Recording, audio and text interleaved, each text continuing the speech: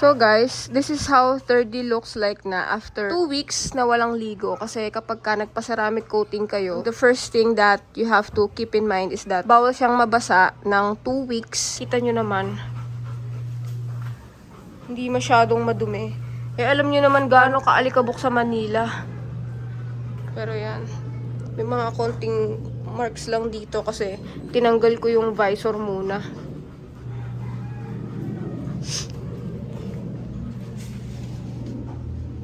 Hindi masyadong nadumihan, no?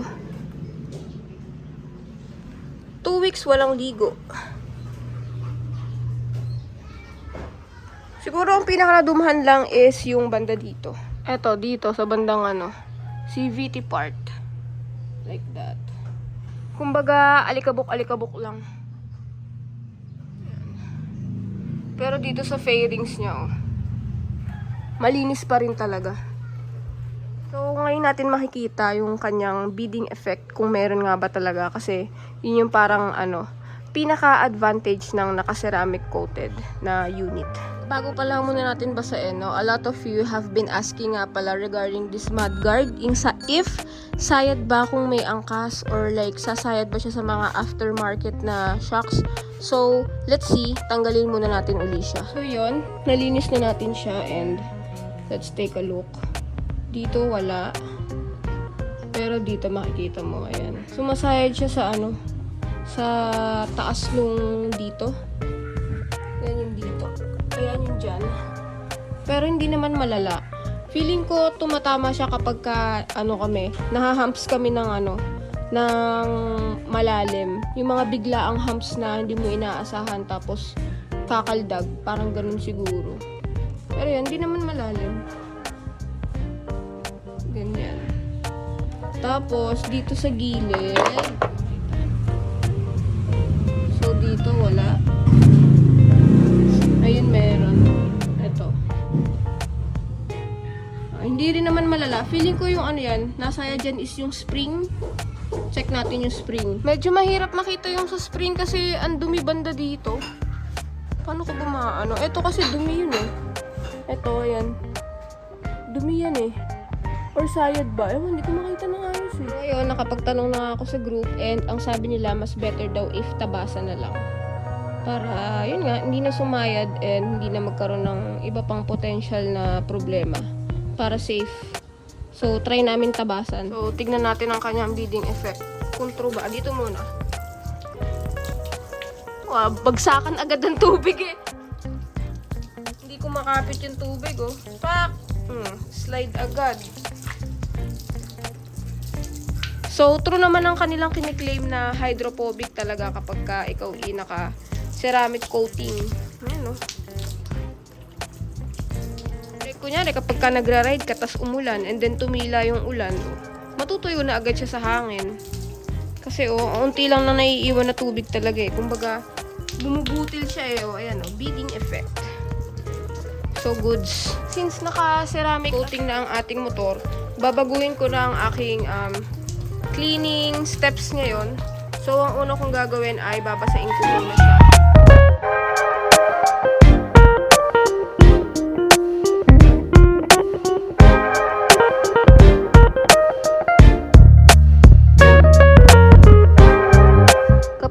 Naka-ceramic coated na ang iyong kotse o motor, di ba, ang daming arte. So, hindi ka pwedeng gumamit ng basta-basta na mga sabon kasi pwedeng maka-apekto sa coating mo, pwedeng lumipis, pwedeng mabawasan yung kanyang beading effect. So, ang kailangan yung gamiting shampoo ay yung pH neutral. So, I'm using this Microtex Pro Choice Car Shampoo. 4 liters na for only 213 ko nabili. So, after mabasa, gagamit na ako nito. Ayan, kabibili ko lang. Babalutan natin siya ng foam para mas matanggal pa yung mga nakadikit na mga grimes saka mga ibang mga debris. Para di ba pagka naglagay kayo ng foam, babagsak na lang yung mga tirang mga keme. Ay! Ang bigat kasi. Lagay natin siya dito.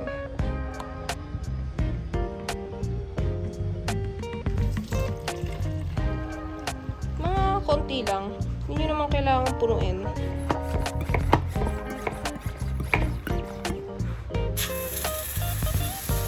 Mafoam nga. Siguro nadamihan ko lang ng konti yung yung tubig. Pero yan guys, oh. Kung makikita nyo, ayan, napagsak, oh. Para mas safe siya kapag pupunasan na natin mamaya. Ayan, oh, napagsak.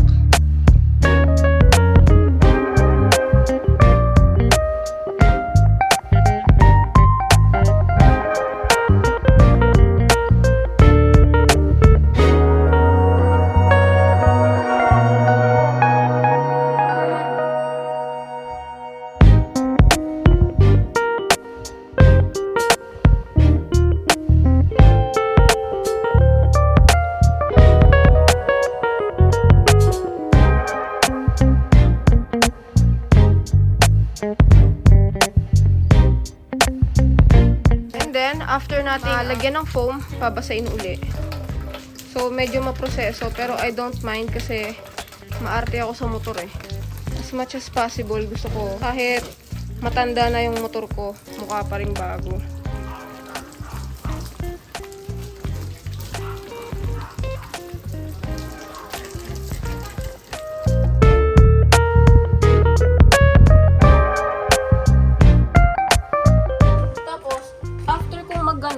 Binabanlawan ko siya lagi. Every after punas, babanlawan ko uli ng water. Kulang kasi ako ng isang balde eh. Dapat 2 buckets.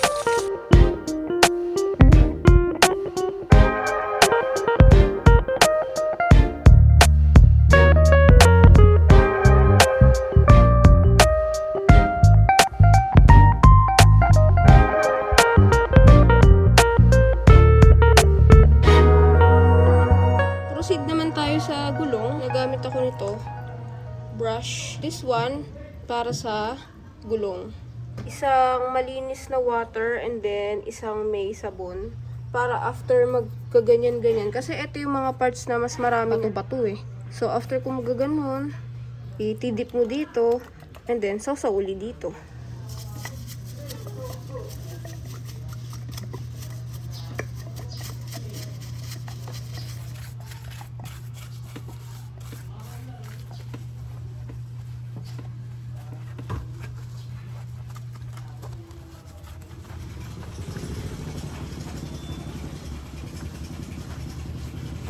Kinakalimutan na hindi linisin tong part na to.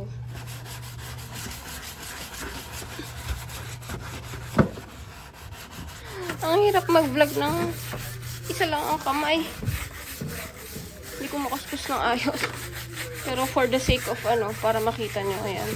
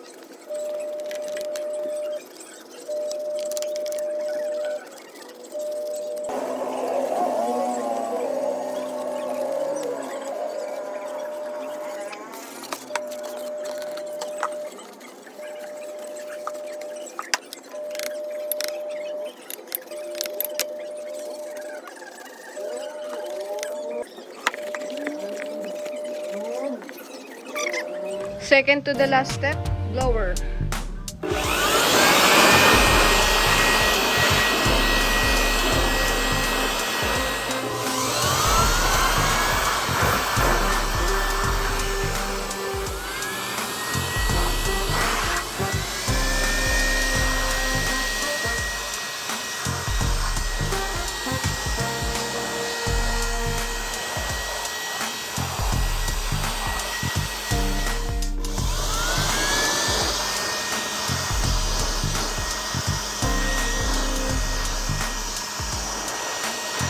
So now that it's dry, it's time for the final step and yung favorite kong step, which is yung pag-a-apply ng ating sealant. So I'm gonna use this graphene seal. I've heard and seen good reviews about this sa TikTok. Doon ako nabudol talaga sa TikTok eh. Safe to sa mga coatings nyo, so hindi siya makakanipis ng coatings nyo. And mapoprolong daw niya yung kanyang beading effect. So let's try it. Also, grabe talaga yung mga nakikita ko dito kasi parang ang dulas-dulas talaga niya, yung tipong pinapatong nila sa ibabaw ng kotse. Habang wala pa, hindi nag-i-slide. Tapos nung nalagay nila, nag-i-slide. Kaso dito kasi kay 3D, wala tayong mapaglalagyan. So, let's just use this na. Make sure lang guys na you're using a clean microfiber towel. Easy lang naman yung kanyang application process. Pero before using it, i-shake nyo lang ng mabuti.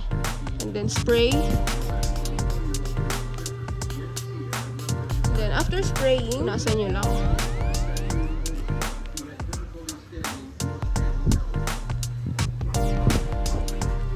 Tapos, after nyong mapunasan, syempre medyo basa-basa pa siya. Patuyuin nyo lang muna. And then, pagkatuyo, ibabuff nyo lang. Punas lang ulit.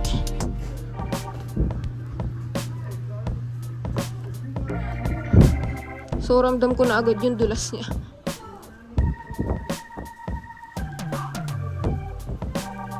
Ayun, that easy.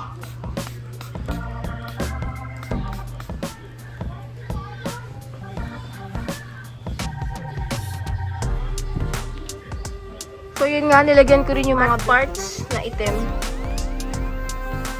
Eto, ewan ko, namumuti na talaga eh. Hindi na nakaya eh.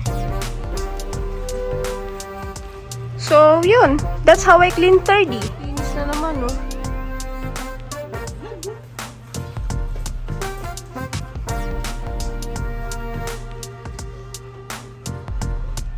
Babalik ko yung ano mamaya, yung visor. Hindi ako sanay na kalbo si 3D.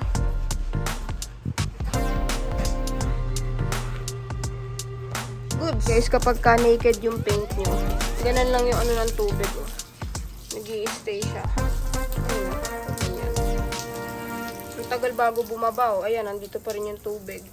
Natabas na pala natin to. Ayan, kung makikita nyo. Hindi ko nga lang naliha ng maayos, pero yan, tabas na. So, feeling ko naman hindi nasasabi to sa spring. Balik na uli natin. Guys, kita na ngayon, since nalinisan na natin kanina, kita ko na kung ano yung tumatama. Ayun, o. Ayan. Medyo kita naman dito. Ayun. Focus ka. Ayan. Sana hindi na sumabit. Mili rin pala ako nito. Na kung tawagin nila i-cat eyes reflector. So, dito ko siya ilalagay. Dito sa side. Magkabilaan. Dito. Saka, syempre, dito sa unahan sa may fork. Dito. So, medyo may konting modification pa na ginawa dito sa bracket. Medyo brittle din pala tong bracket na to. So, be careful lang kapag ka i-bend nyo kasi may tendency na mabali talaga. So, anyway, yun din pala isang problema, no? Grabe yung seller, hindi pala nag-ano. Itong dalawang natiras na sa fork dapat natin ilalagay. Walang nut. O, paano ikakabit yan? So, bibili pa tayo ng nut sa, bolts and nut. Pero, eto, yung dito sa nakabit ko na. Ayan. Nakabend. Ayan, ganun siya. Dito sa kabila.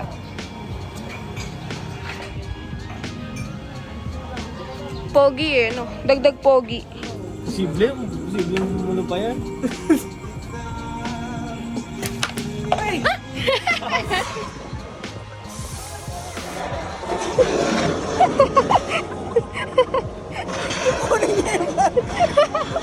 Gago.